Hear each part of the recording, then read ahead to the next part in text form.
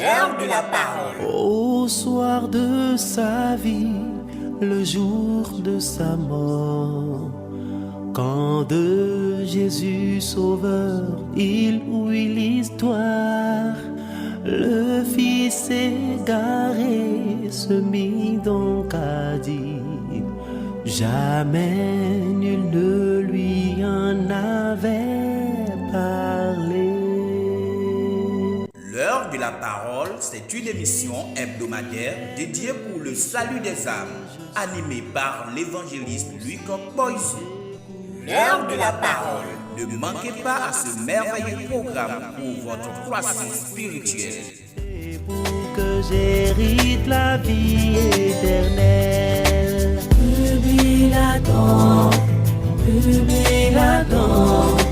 Publie donc la bonne nouvelle de salut, jusqu'à ce que grands et petits ne disent, jamais on ne leur en avait parlé. Bien-aimés en Christ, amis téléspectateurs de l'Apostolat News TV, amis sympathisants de l'Église du Christianisme céleste, nous voici donc aujourd'hui sur l'heure de la parole pour développer le thème de la semaine intitulé l'entrée messianique du Christ à Jérusalem, Rameau. L'entrée messianique du Christ à Jérusalem, Rameau. Bien-aimés en Christ, nous allons implorer la présence de Dieu parmi nous, Jéhovah, Jésus-Christ, Saint-Michel, éternel Dieu Tout-Puissant, des saints dispose-nous afin de pouvoir annoncer ta parole, afin de pouvoir toucher un cœur, afin de pouvoir non seulement annoncer, mettre en pratique ta parole, au nom puissant de Christ. Amen. Bien-aimés en Christ, amis téléspectateurs de l'Apostolat News TV, amis et sympathisants de l'Église du Christianisme céleste, voici devant vous aujourd'hui pour développer le thème de la semaine. Une semaine très capitale, une semaine alors très spirituelle pour nous. C'est pour parler de quoi? L'entrée messianique du Christ à Jérusalem, Rameau. Et bien aimé en Christ, il faut rappeler que ce terme nous parle de l'entrée messianique. L'entrée messianique pour nous plonger dans la prophétie du Messie, pour nous plonger dans la prophétie alors, qui annonce l'arrivée de Jésus-Christ. Il faut comprendre que Zacharie, 500 ans avant Jésus-Christ, alors a annoncé le roi qui est humble, qui est juste et victorieux, qui est monté sur un âne, sur un ânon, le petit d'une ânesse. Zacharie 9, verset 9. Ceci se passait entre 520 et 480 avant Jésus-Christ. Il faut aussi noter que dans Genèse chapitre 49, verset 11, c'est une édition de Jacob à Judas qui parlait alors de l'âne attaché à la vigne, d'accord, qui aussi donnait un sens spirituel alors à l'entrée de Jésus à Jérusalem. Et bien aimé en Christ, cela veut dire que la prophétie de Dieu a été alors exécutée, cette prophétie a été réalisée, cette prophétie est devenue une réalité 500 ans plus tard. Ce qui veut dire que Dieu est la maîtrise du temps, Dieu fait toutes choses bonnes en son temps. Bien sûr, il a prophétisé, comme Habakkuk 2, le verset 3 nous dit, lorsque la promesse tarde, la prophétie de Dieu tarde, attendra, elle s'accomplira certainement. Ce qui veut dire que nous devons attendre le bon moment, le moment propice, le moment favorable pour nous arrivera. Bien-aimé en Christ, Dieu passe par ce thème pour te rappeler que si Dieu alors te fait une promesse, si tu as une prophétie dans ta vie, attends patiemment, œuvre, d'accord, reste alors dans la pureté du cœur, œuvre, ne regarde pas cette prophétie, mais continue ton œuvre, le moment propice arrivera et Dieu va t'exaucer. La prophétie de Zacharie, chapitre 9, le verset 9, a été exécutée 500 ans plus tard, bien-aimé en Christ. Alors, au-delà de cette prophétie, au-delà de la spiritualité de l'entrée de Jérusalem, alors Jésus-Christ, alors, en entrant à Jérusalem, a demandé à ce qu'on amène l'âne, à ce qu'on amène l'ânon et l'ânesse. Alors, qu'est-ce que l'ânesse représente? Il faut comprendre dans Matthieu chapitre 21, le verset 9, ou dans Jean chapitre 12, le verset 12 à 14, dans Luc 19, le verset 23 au 28 jusqu'à 40, dans Marc chapitre 10, je crois, vous verrez à partir de 1 à 11. Il faut comprendre que quand on parle de l'ânesse, ou quand je commence d'abord par l'ânon, le petit d'une ânesse, l'ânon définit en réalité le serviteur fidèle, le serviteur humble, le serviteur qui est pur et consacré pour une mission, consacré pour monter la gloire de Dieu. Parce que Jésus est monté sur l'ânon. Il est monté sur l'ânon. Cela veut dire pour apporter la gloire de Dieu. L'ânon a porté la gloire de Dieu. Jésus est monté sur l'ânon. Ce qui veut dire que en réalité, le sens spirituel que cela apporte est que c'est un fidèle. L'ânon représente en réalité un fidèle serviteur, un serviteur pur, qui se consacre, qui est humble, qui se consacre à Dieu, qui pour une mission, qui est alors disponible pour Dieu, pour porter la gloire de Dieu. De Timothée chapitre 2, le verset 21, dit dans une maison, il y a plusieurs vases, mais que nous soyons des vases d'honneur, sanctifiés et utiles à son maître. Pierre 1, le verset 15, nous rappelle aussi que nous devons être sanctifiés. Nous sommes appelés, à celui qui nous a appelés est pur. Nous devons être purs pour que nous soyons utilisés. L'ânesse, alors, représente quoi? L'ancienne alliance. Ça représente la tradition juive. Ça représente en réalité la sagesse ancienne. Ce qui veut dire que Jésus-Christ est venu, non pas pour abolir la loi des prophètes, mais pour les confirmer. Matthieu 5, le verset 17, qui stipulait qu'aucun état alors de la part de soi ne sera enlevé. Bien-aimé en Christ, Jésus-Christ est venu, il a pris l'ancienne alliance et alors qui a géré la nouvelle alliance qui est l'ânon. L'ânesse, le petit, alors, d'accord? L'ânesse est la mère de l'ânon.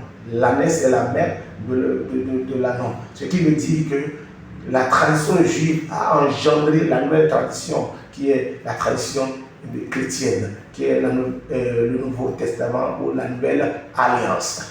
Et bien aimé en Christ, nous devons comprendre qu'au-delà de tout, il y a la notion de l'humilité. Parce que Jésus-Christ n'a pas pris en réalité un cheval. Et Jésus-Christ n'est pas monté sur un cheval, mais il est monté sur un ânon. Alors il est monté sur un ânon qui veut dire signe d'humilité. Humilité. Alors la Bible déclare dans Jean 4, 10 que celui qui s'élève sera rabaissé, mais celui qui se rabaisse sera élevé. Donc l'humilité, d'accord, ça prouve l'humilité. Jésus-Christ même nous a parlé de l'humilité dans Matthieu 5.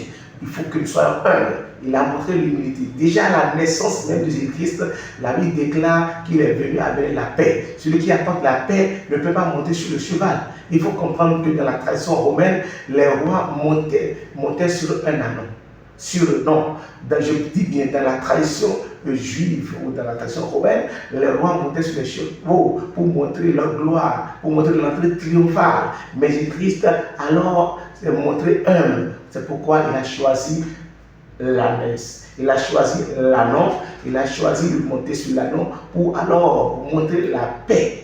Montrer l'humilité et la paix qui appelle Dieu. Hébreux 12, 14 qui dit la paix qui appelle Dieu. La paix, alors prônée par lui-même, il est le symbole de la paix. Luc chapitre 2, le 14, verset montre la paix, il est symbole de paix. Donc il nous apprend, nous qui sommes chrétiens, nous alors qui voulons vivre selon la religion chrétienne, nous devons alors prôner la paix partout. Nous devons rechercher la paix et la sanctification, sans laquelle personne ne verra Dieu. Pour porter Christ, pour porter la gloire de Christ, pour porter la gloire de Christ, nous devons tout faire pour nous sanctifier, pour rechercher la paix. Jésus-Christ montre tout cela, il montre la paix, bien-aimé en Christ. Quand on prend alors Jérusalem aujourd'hui, c'est quoi? C'est le temple de Dieu, Jérusalem. Jérusalem, c'est le corps du Christ aujourd'hui, Jérusalem aujourd'hui, c'est notre cœur. Nous devons comprendre que c'est notre cœur. C'est notre cœur, bien-aimé en Christ. Soit alors dissous ton cœur, pour qu'il entre dans ton cœur. Apocalypse 3, le verset 20, nous parle de Jésus-Christ, il est à notre porte, il frappe. Il frappe, quiconque ouvre, il entrera. Il est disposé pour entrer, alors pour siéger dans notre cœur. Le Jérusalem aujourd'hui, c'est notre cœur. C'est la religion chrétienne aujourd'hui. C'est le temple de Dieu aujourd'hui qui est alors notre corps entier. Et nous devons nous disposer pour que Christ entre. C'est important. Alors, lorsque Christ entrait dans Jérusalem, nous avons compris que le peuple de Dieu criait Hosanna. Bien sûr, Hosanna, Hosanna à travers des rameaux. Les rameaux signifient, alors Dieu même a dit, vous allez célébrer à la joie, à l'allégresse, vous allez célébrer une fête en l'honneur de l'Éternel pour montrer la joie, pour montrer la puissance de Dieu, pour montrer la gloire de Dieu. Vous allez implorer Dieu pendant 7 jours, Lévitique 23, 40, on utilise des rameaux. Rameaux, symbole de paix toujours. Rameaux, symbole de victoire. Rameaux, symbole de victoire, bien sûr, et de paix, pour montrer que voilà, il y a un roi qui vient. C'est de ça qu'il s'agit. Alors Jésus-Christ, lors de son entrée à Jérusalem, la foule alors était dans la joie. La joie, oui, qui pour crier Hosanna. Hosanna tire sa source depuis Psaume chapitre 118, le verset 25. Hosanna alors tire sa source de là où on dit, ô Éternel, sauve le peuple, ô Éternel, sauve ton peuple, délivre ton peuple, béni soit celui qui vient au nom de l'Éternel. Oui, ça tire sa source de là. Bien-aimé en Christ, il faut comprendre en réalité Hosanna. Hosanna en réalité, c'est d'abord ce que l'Esprit de Dieu a voulu que cette foule alors crie. La foule doit crier Hosanna.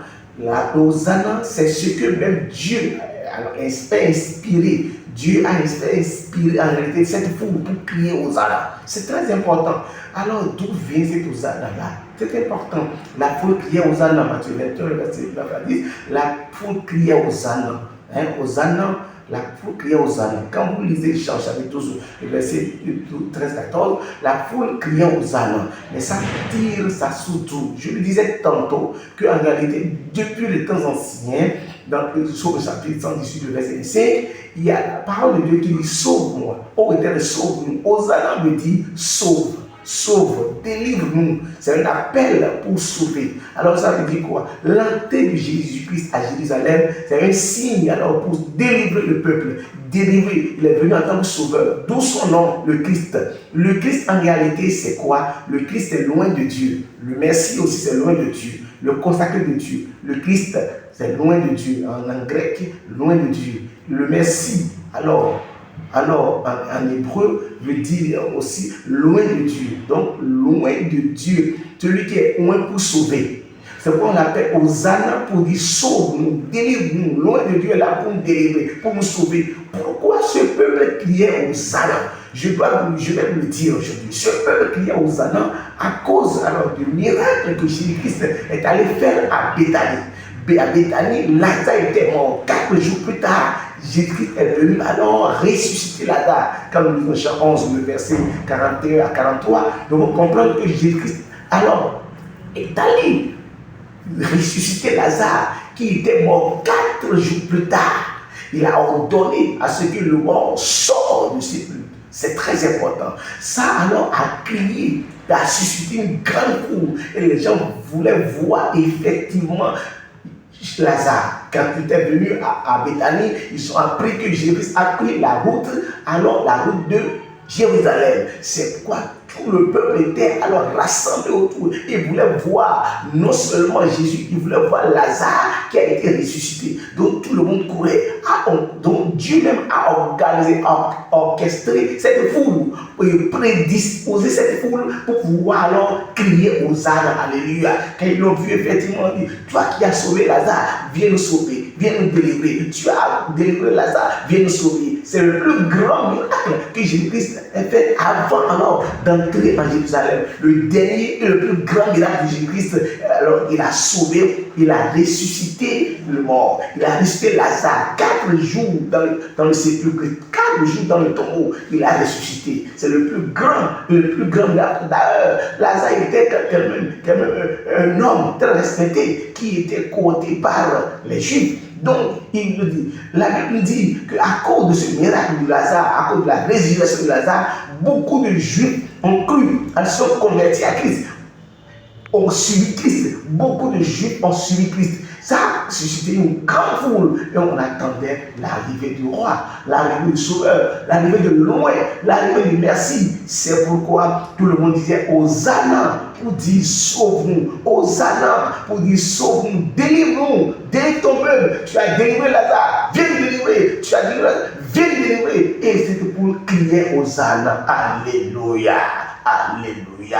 Bien-aimés en Christ, c'est pourquoi ils ont pris les rameaux pour célébrer la victoire, rameaux pour montrer l'entrée triomphale du roi, rameaux pour montrer la gloire, la victoire, la paix, rameaux pour signifier qu'un roi est en train de venir. Cette fois-ci, monté sur un âne, sur un ânon, le petit d'une ânesse, pour montrer la paix. Il est venu pour montrer la paix. Il a dédaigné les choses de ce monde. Il a renversé les tenants de ce monde. Il n'est pas venu en tant que roi mondain, mais il est venu en tant que roi sauveur. Alléluia. C'est pourquoi dit Jésus, homme sauveur. Il est venu en tant que roi sauveur. C'est pourquoi dans notre église, les emblèmes, tout ce que les signes, tout ce que nous utilisons dans l'église a un sens. Vous voyez dans nos pailles miraculeux, on écrit JHS. Vous voyez un peu partout dans l'église, on écrit JHS pour dire Jésus-Christ, homme sauveur. Ça a été donné à papa en chauffard. Dans notre église, on a beaucoup de choses. Les apologies du crucifix que nous utilisons pour dire Jésus-Christ, homme sauveur. Jésus-Christ nous a sauvés. Aujourd'hui, on utilise le crucifix. Les gens disent aujourd'hui que ça n'existe pas. Il ne faut pas l'utiliser. Les images taillées ont été interdites. Deutéronome chapitre 4, le verset 14, je crois, qu'on a interdit. 14, laquelle on a interdit l'image quelconque. Jésus-Christ n'est pas l'image quelconque. Hébreu 1, le verset 3 nous dit, il est l'empreinte de Dieu vivant. Il est l'empreinte de Dieu. Il est la silhouette de Dieu. Il est l'image de Dieu vivant. Alors, celui-là n'est pas alors une image quelconque. Je dis non. Là, quand vous lisez le verset 6, on dit, nous devons l'adorer. Les hommes même doivent l'adorer. Donc, dans cette adoration, nous adorons le crucifix aujourd'hui, comme l'utilise dans l'église du Grâce Céleste. On adore le chandelier. Et au milieu du chandelier, il y a la croix, le crucifix qui porte Henri pour dire gloire de Jésus, roi sauveur. Bien-aimés en Christ, nous devons comprendre que tout ce que nous faisons aujourd'hui a un sens donné, surtout pour nous chrétiens, surtout pour nous chrétiens célestes, ça a un sens. Bien-aimés, au-delà de tout, qu'est-ce que nous pouvons retenir? Nous pouvons retenir de cette entrée triomphale de Jésus-Christ à Jérusalem. Nous devons retenir, que l'accomplissement de la prophétie de Dieu, si ça s'accomplit certainement.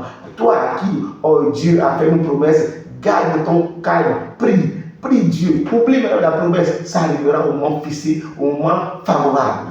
Nous devons alors prôner la paix, l'humilité qui précède la gloire. L'humilité précède la gloire. Nous devons prôner l'humilité. L'humilité et la paix, c'est laquelle nous pouvons voir, personne ne peut voir le royaume des cieux. C'est important. Et en trois, notre Jérusalem, aujourd'hui, notre cœur est prédisposé pour accueillir Jésus-Christ dans notre vie, pour que nous puissions porter Christ. C'est important. Je l'ai dit que l'ânesse, c'est l'Ancien Testament, l'ancienne alliance, et l'ânon ou l'âne, ça signifie alors le fidèle pur, c'est-à-dire la nouvelle alliance que Christ nous a amenée, le fidèle pur qui est consacré, sanctifié pour porter la gloire de Christ. Bien-aimé en Christ, on a crié Alléluia, on a alors crié Alléluia à Jésus-Christ. Mais quelques temps plus tard, cette foule même qui a crié Alléluia, cette même foule qui crie encore crucifiez-le, crucifiez-le, crucifiez-le. C'est important parce que pour que la prophétie alors de Christ s'accomplit, pour que la mission de Christ arrive à bon port, effectivement, cette foule va vouloir crier crucifiez-le. Mais au-delà de tout, aujourd'hui, qu'est-ce que nous allons apprendre de cela? Nous devons apprendre que nous devons crier Alléluia, Hosanna, Hosanna. Alors, nous devons crier notre Hosanna d'un cœur sincère. D'un cœur sincère, comme la chanson nous disait, mais que son pibo wani tombe, na holo kiko kan reja, na doye kuna rega ayon eton. Meke Hosanna dope. Meke son moyen tombe. Ça veut crier Hosanna du fond de notre cœur. Il ne faut pas crier aux ânes pour tuer ton prochain. Crier aux ânes pour vouloir du mal de ton prochain. Ça veut dire que l'honorer devant tout le monde, mais dans ton cœur, tu veux son mal. Dans ton cœur, tu veux qu'il soit averti. Dans ton cœur, tu ne veux pas son bonheur. Dans ton cœur, tu veux le déstabiliser. Dans ton cœur, tu veux du ton mal. Mais pourtant, tu cries aux ânes. Tu as quoi? Tu as un double cœur. Tu as les lèvres mielleuses, mais avec un double cœur. Que Dieu nous en épargne. Que Dieu nous en épargne. Nous chrétiens aujourd'hui, si on nous donne ces paroles, si on nous fait ces prédications, ces enseignements, c'est que nous devons tirer de ces enseignements des leçons pour les mettre en pratique, pour être un bon serviteur, un serviteur digne de nom, un serviteur alors que son maître doit utiliser. Très important. Donc, il faudrait que nous mettions cela en pratique. Le moment est venu.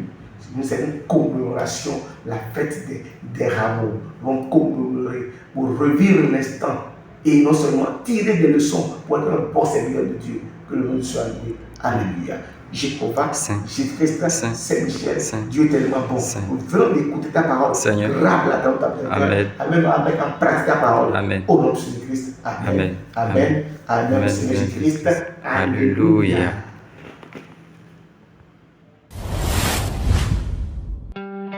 L'heure de la parole. Au soir de sa vie, le jour de sa mort, quand de Jésus Sauveur il ouït l'histoire, le Fils égaré se mit donc à dire, jamais nul ne lui en avait parlé. L'heure de la parole, c'est une émission hebdomadaire dédiée pour le salut des âmes, animée par l'évangéliste Louis Boyson. L'heure de la parole. Ne manquez pas à ce merveilleux programme pour votre croissance spirituelle. Et pour que j'hérite la vie éternelle.